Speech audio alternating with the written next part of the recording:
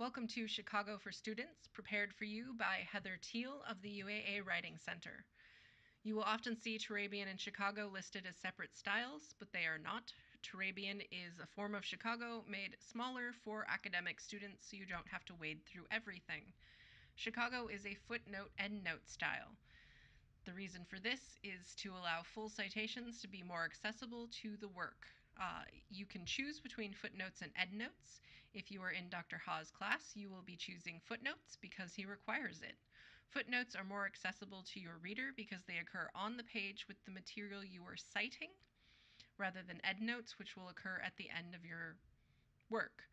The notation style is particularly useful so that someone who is reading along can look at your full citation, which will include author, date, location, so that they can find out whether what you have written and what you are saying is pertinent to the areas in which they are studying. You will often include a title page in citation styles.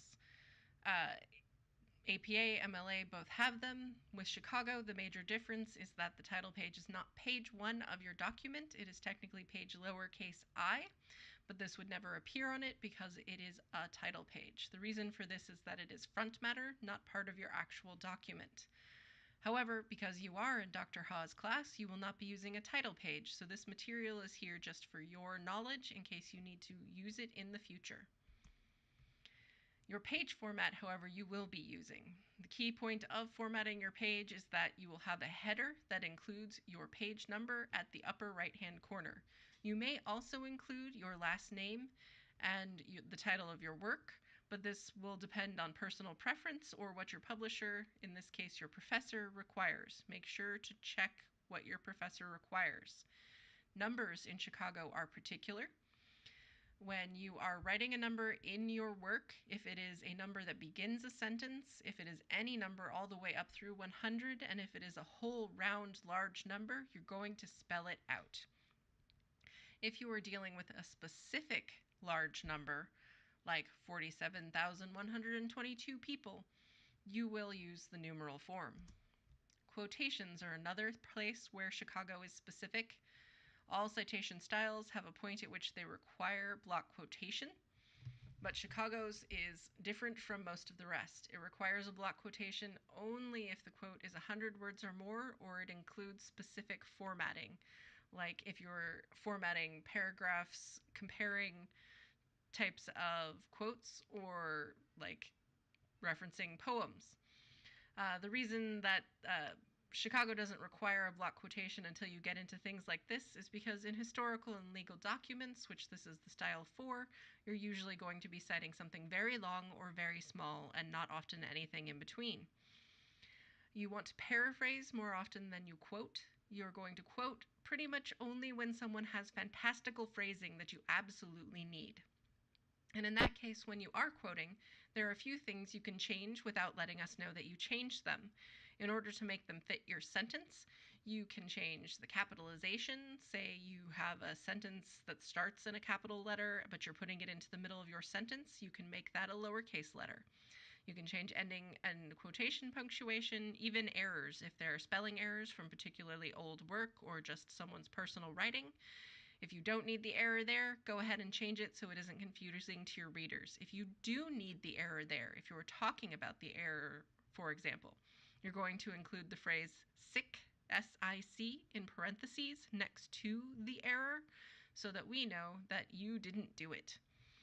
If you want to change anything that is outside of this scope, if you're substituting one word for a completely different word, for example, for whatever reasons are your own, you will need to indicate that to us in square brackets. But be careful with these changes, make sure they're absolutely necessary. There are a couple of different citations that you should be aware of. Again, in Chicago, you get to choose footnotes or endnotes. Both of these have an option under Microsoft Word, and other word processors may be able to help you with them. But much like citation machines, when you're using these things, make sure you know what you are doing. Citation machines and footnoting software are good, but they are not perfect, and they do not always get things right. Double check them. Chicago also has a parenthetical in-text citation system. It is called the Chicago Author Date Citation System, and unless your publication or your professor specifically requests that, they don't mean that. They mean footnotes. Be careful. Furthermore, it is very important to remember that the access date for digital resources is only required when there is no other publication date available. I'm going to tell you the specifics of the 3 forms of note citations and then show you an example of how that plays out. The very first one is the full note citation, used the first time a source is cited in your entire paper. The very first time you're going to have a full long citation. This looks very much like a bibliographical citation, with some slight differences. The author name will be in first name, last name form. The publication facts will be enclosed in parentheses, and all of the elements will be separated by commas. This is because your citation in the footnote or an endnote is a sentence. The value of the footnotes in this particular system, again, Dr. Ha requires footnotes, use footnotes. But the benefit of footnotes is that you can add annotations to your citations. If you have funny things you want to add or material that will be interesting to people studying your work, but which is not particularly pertinent to your argument, you can put them here. The second time that you cite a particular source, if it is not immediately after the first time, you will use a shortened note citation. This is a separate or non-consecutive subsequent citation. This is usually no more than the author's last name, a couple of words for the title, and then the relevant page number.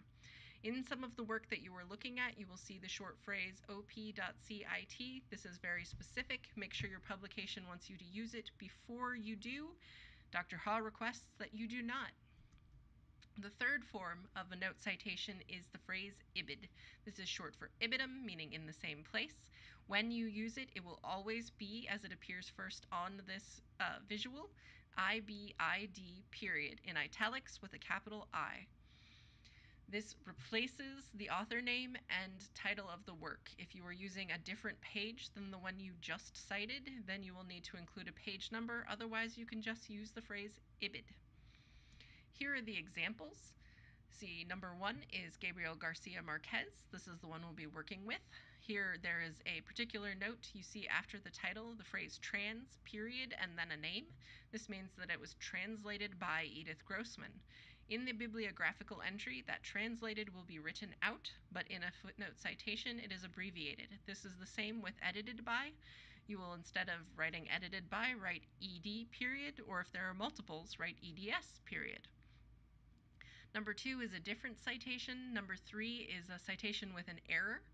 This is a government document, but at the end of this you see there is a URL. In your footnote citation, you should never have a footnote with a URL or a DOI attached to it. It takes up space, it takes away from your writing. No one is going to go from your footnote to the source. If they want to look up a particular digital source, they can find it in your bibliographical entry without you wasting space in your paper. Number 4 is the subsequent non-consecutive citation of Marquez. So here you just see the last name, the title, and the page number. Number 5 is that ibid. It means that we are referring to the Marquez work on page 243 again, because it just happened. And then number 6 is the one on a different page. We're referring to Marquez, but we're referring to 250. You can string ibids along like this as long as you like, from page to page to page, as long as there are no other citations, no other sources being cited in between those ibids. Otherwise, you will be using the shortened form. Here are a couple of examples of primary sources in note citation. Government organizations are notorious for wanting their things in very particular ways. Whenever possible, look at other sources to make sure that you are citing them appropriately. Here is an example of all of the material you might put into a footnote for citing a government organization's document. You do not need to have all of these things, and you do not need to indicate to your reader when you don't have something. If you don't have a report number, you don't have a report number. You don't have to write no report number, you just leave it out. And so we have an example here of the U.S. Office of Indian Affairs Annual Report of the Commissioner of Indian Affairs for the year 1869. You will see, however, that the author, Eli S. Parker, does not have a by in front of his name. That's because in this particular government document, they did not list it as by Eli S. Parker. They listed it as by the Commissioner of Indian Affairs. However, in the work that this was citing, Parker was significant to the paper being written, the paper that this was cited in, so Parker's name needed to be in there. You will see further that this is carried in the non-consecutive subsequent citation. Parker is the author listed in the short form, not the Office of Indian Affairs, because again, it was significant that Parker was the one saying these words. So for the ease of your readers to remember who is talking and what is pertinent, the author name given is the one that matters to your work. This will be useful when you have editors, translators, multiple names in a source. Use the one that matters most to what you're talking about. Here is another example for a primary source notation citation. This is an interview. An interview, unless specifically requested, will never show up in your bibliographical entry. It will only ever be a notation citation. Here we have, again, all of the things you might have in there. You see there's a section that just says identifying information as necessary. Here's where you'll tell us if it's a transcript, if it's a recording, if it's a video, just so that we know what it was you were analyzing it when we're reading your work. And then location of recording if available. If it exists in a physical place on Earth or otherwise, make sure you list it out here. If it is a digital source, this is where you will put the DOI or the URL. And here we have an example of the non-consecutive subsequent citation. We've got Spock, sen interview. Again, it is important to use the name that matters. So from this non-consecutive subsequent citation, we can tell that Spock is the one they were talking about in the paper that this is cited from. If Sen was the more important person, say it was an analysis of Sen interviews, then it would be Sen, Spock interview. On to your bibliography page. Here we'll talk out some examples for the most part. It's going to have your regular header. It's going to start with the word bibliography centered and bold on its own line at the top of the page. The whole thing will be double spaced, and it will be in hanging indent. Hanging indent is very important here, and auto format is your friend. Do not make yourself do this by hand, hard returning, and putting in a bunch of spaces. Go and find out how to make hanging indent happen automatically with your word processor. All of them will do it. Just Google the name of your word processor and then the phrase hanging indent. It will make your life much, much easier. Here we have a couple of examples. I'm just going to point out specific points, otherwise they will be here for you to look at. The direct author is what you will default to if you are using an anthology. So there's just an editor and then there's a bunch of works. As is common with history works, you can find anthologies of a bunch of primary sources. You'll use the direct author rather than the edited form because the author is the editor who put all of those works together. This is the bare minimum of material that you need, so use this if you can't figure out how else to cite something. If you were citing something with editors or translators, you're just going to add the line translated by or edited by, or if you have both, translated by name, edited by name. If you have multiple authors or multiple translators, multiple names at any point you have to stick in here, leave those names in the order that they appear on the material you are citing. They are written in that order because this is the order of importance to the work, and it is a sign of respect to leave them in that order. Here is an example of smaller works and larger works. The journal article is written with the article title, followed by the journal name in italics, and then the number of the issue. It is important that the issue number is not italicized. That way we know it is not a part of the title. For the date, you will use the date that they have available. Some journals are only published once a year, so you'll only have a year. Some are published every few months, so you'll have a month. Some are published every couple of weeks, and then you'll have a date. Use whatever they provide. And then you have DOI or the URL. When you have a DOI available, use the DOI. It saves space. For the chapter in the book, the difference is right after that title, when you go to the title of the full work in which it was published, you'll have the word in and then the title of that book, followed by the page range. Again, if you have an editor or translator, as is more common with books, it will go here after the page range. It will be edited by or translated by. And if you don't have any of this material, if you don't have pieces, leave it out. Don't tell us you left it out. For primary sources, they get a lot more finicky. It's very helpful to just Google your source or Google the type of source you have and Chicago style. Chicago people love to talk about their work, and someone has written a blog about it.